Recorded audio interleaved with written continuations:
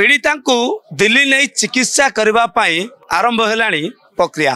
Delhi AIIMS रे अत्याधुनिक चिकित्सा आप देखुंट आंबुलांस आसी पहुंची ग्रीन कॉरिडोर साहाय्य आंबुलांस टी को एयरपोर्ट एयरपोर्ट रे विमान बंदर जरिया सीधा सड़क भाव में दिल्ली अभिमुखे दिज्व। आज आप जानते आज सकाळु एम्स पक्षरु जो निर्देश दिगला जे आंबुलांस एयरलिफ्टिंग करा सेतिपाई वर्तमान एम्स परिसर में चलचंचल एवं कि समय पूर्वर ट्रैफिक डीसीपी आसीथिले एठी एडिशनल डीसीपी अछंती थाना एससीपी अछंती खंडगिरी थाना आईआईसी अछंती एवं आपण देखुछंती एई आंबुलांस रे बळंगा बायाबर अंचल घटिथिबा नाबालिका को एई आंबुलांस जरिया रे एयरलिफ्टिंग करा जिवो सेतिपाई प्रक्रिया आरंभ होई सारिछि एवं आपण देखुछंती सुरक्षा व्यवस्था कड़ाकड़ी करा जायछि।